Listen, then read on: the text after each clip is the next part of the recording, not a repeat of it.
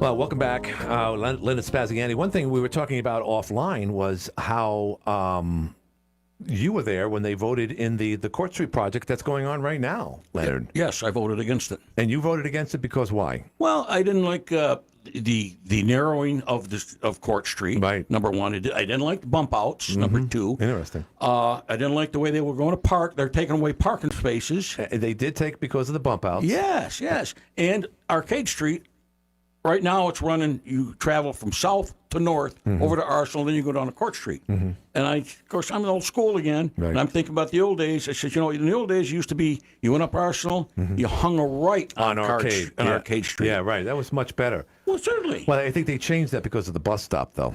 Well, the bus stop, I suggested it be moved because I think it's in a bad place. Why is it a bad place? Too tight? Well, yes, it's very tight, and there should have been a light there. But you watch how they turn, Right. and how they maneuver. They got to move out to Yeah, the right. it's I just put it someplace else if you want to. Put it down there in front of Avon Shoe. Okay, but that would take away a lot of spaces too, no? There's no parking places down in front of Avon Shoe. Oh, okay. That's walkable. See, that's the key word down the square. It has to be walkable. But Avon Shoe, what do? They take care of old people like me, Right. young people that have problems with their feet. Sure. And yet they have to walk, great distance. Right. Interesting. The reverse parking, you don't like that idea on No, Court I Street? don't. I mean, we haven't seen it yet, but when it's complete, we're going to see it's going to be an experiment, that's for sure. A lot of people are going to make mistakes down there, Leonard, meaning they're going to piss off a lot of people in this day and age when people can't get to their, closest, free phone or pot dispensary. They have a tendency to get upset. So you voted against all that in the reverse parking on Court Street as well. Yeah, certainly. And I've also voted against the pot dispensary moving in. Oh, you did? Okay, so you were there for that. Yes, I was. Interesting. Yes. And so what are your thoughts about how Kathy Hochul is now allowing the sales of marijuana at the farmers market in front of the state office building and, for that matter, City Hall?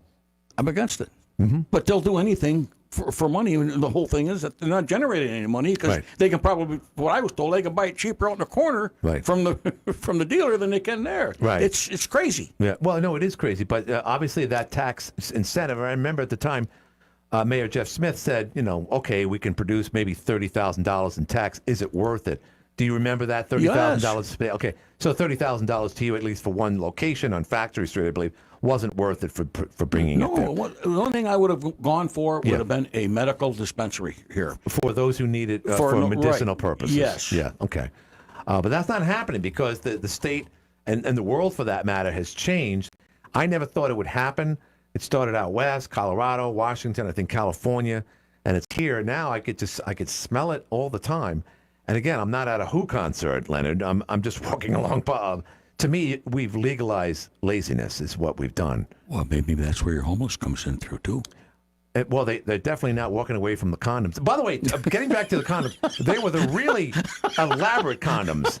They were the shiny packages. I could see them. It was like, all that glare from all the smoke that we got from Trudeau's forest fires. What are your thoughts about the forest fires coming, I should say, coming from